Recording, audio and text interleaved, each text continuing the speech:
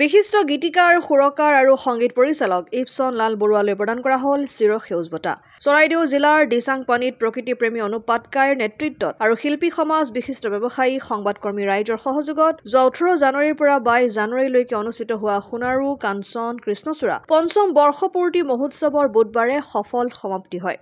অন্তিম দিনৰ ভাগত ডিব্ৰুগড়ৰ মেডিচিটি ছুপাৰ স্পেচিয়েলিষ্ট হস্পিটেলৰ সহযোগত কেইবাগৰাকী বিভাগীয় চিকিৎসকৰ উপস্থিতিত এক বিনামূলীয়া স্বাস্থ্য শিবিৰ অনুষ্ঠিত কৰা হয়। সোণাৰু কাঞ্চন কৃষ্ণচূড়াৰ চিৰসেউজ বঁটা প্ৰদান কৰা বৰেণ্য ব্যক্তিক মঞ্চলৈ এক উষ্ম আদৰণিৰে আগবঢ়াই অনা হয়। বিশেষ সম্বৰ্ধনা প্ৰদান কৰা এই অনুষ্ঠানতে সৰ্বদংশন বিশেষজ্ঞ ডাক্তৰ সুৰজিৎ গিৰি আৰু অসম প্ৰিমিয়াৰ্ড চিক ফিট মুখ্য প্ৰবন্ধক পশু চিকিৎসক ডাক্তৰ বাবুল শৰ্মাক বিশেষভাৱে সম্বৰ্ধনা জনোৱা হয়। বিশিষ্ট গীতিকাৰ, সুৰকাৰ আৰু সংগীত পৰিচালক ইপছন লাল বৰুৱাক সেউজ বঁটা প্ৰদান কৰা হয়। বঁটা প্ৰদান অনুষ্ঠানত মুখ্য আমন্ত্ৰিত অতিথি হিচাপে উপস্থিত থাকে কেবিনেট মন্ত্ৰী যোগেন মহন, নাজিৰা সমষ্টিৰ বিধায়ক তথা বিৰোধী দলৰ দলপতি দেৱব্ৰত শইকীয়া, চিকিৎসক ডাক্তৰ অমৃত কুমাৰ গগৈ, সমাজকৰ্মী সুৰুজ দিহিঙীয়া, উৎপল গগৈকে ধৰি কেইবাগৰাকী বিশিষ্ট ব্যক্তি উপস্থিত থাকে।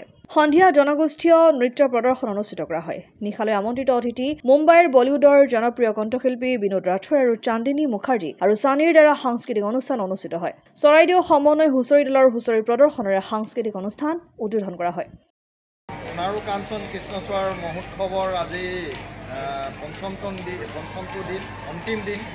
আচলতে এই পাঁচটা বছৰত আমাৰ যিসকল সচেতন ৰাইজ ওলাই আহিল, সাংবাদিকসকল ওলাই আহিল, বুদ্ধিজীৱীসকল ওলাই আহিল, গুণী জ্ঞানী প্ৰকৃতিপ্ৰেমী সকলো ৰাইজ ওলাই আহি আমি যেনেধৰণে প্ৰকৃতি সুৰক্ষাৰ ক্ষেত্ৰত আমি যেনেধৰণে নিমজ্জিত হ'লোঁ আৰু আজি মই সঁচাকৈ আটাইতকৈ উৎফুল্লিত হৈছোঁ এইটো কাৰণেই, আজি এই সোণাৰু কাঞ্চন কৃষ্ণচূড়াৰ এই সমন্বয় ক্ষেত্ৰখনত এক সমন্বয় ঘটিছে।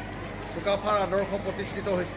চুকাফাই যেনেধৰণে বিভিন্ন জাতি জনজাতি ভাষা নিৰ্বিশেষে অসমীয়া জাতি গঠন কৰি এক বৃহত্তৰ অসমীয়া জাতি গঠন কৰিছিল, অসমীয়া ভাষা গঠন কৰিছিল আৰু চুকাফাই স্থাপন কৰি যোৱা এই ভেটিত প্ৰায় 221 বছৰ পিছত আমাৰ শ্ৰীমন্ত শংকৰদেৱে সংস্কৃতিৰ যোগেদি বৰগীত লোকগীতৰ যোগেদি অসমীয়া জাতিটোক যেনেকৈ সাংস্কৃতিকভাৱে একগোট কৰিছিল, ঠিক তেনেদৰে আমাৰ সোণাৰু কাঞ্চন কৃষ্ণচূড়াৰ পৰিয়ালেও আজি আমি আনন্দিত হৈছোঁ, উৎফুল্লিত হৈছোঁ। এইকাৰণে আমি এই সমন্বয় ক্ষেত্ৰখনত সকলো ৰাইজ, সকলো দল সংগঠন নিৰ্বিশেষে ভাষা ভাষী ধৰ্মাৱলম্বী লোকৰ নিৰ্বিশেষে বিভিন্ন ধৰণৰ ৰাজনৈতিক দলৰ সকলোকে একগোট কৰি প্ৰকৃতিৰ সুৰক্ষাৰ ক্ষেত্ৰত এক ভাল পদক্ষেপ ল'বলৈ সক্ষম হৈছোঁ বুলি আমি ভাবিছোঁ, আমি কল্পনা কৰিছোঁ।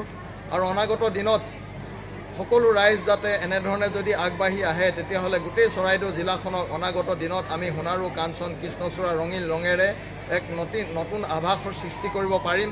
আৰু এনেধৰণে যদি আমাৰ যি সপোন বাস্তৱত যদি পৰিণত হয়, তেতিয়াহ'লে অনাগত দিনত পৰ্যটক আহিব বুলি আমি আশাবাদী।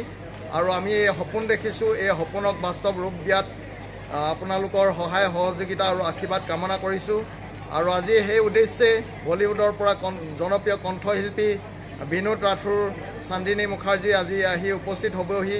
মই ভাবোঁ তেখেতসকলেও প্ৰকৃতিৰ সুৰক্ষাৰ কাৰণে গঠনমূলক দিহা পৰামৰ্শ দিব, তেখেতৰ গানৰ যোগেদি ৰাইজক প্ৰকৃতিৰ সুৰক্ষাৰ কাৰণে সজাগতা সৃষ্টি কৰিব।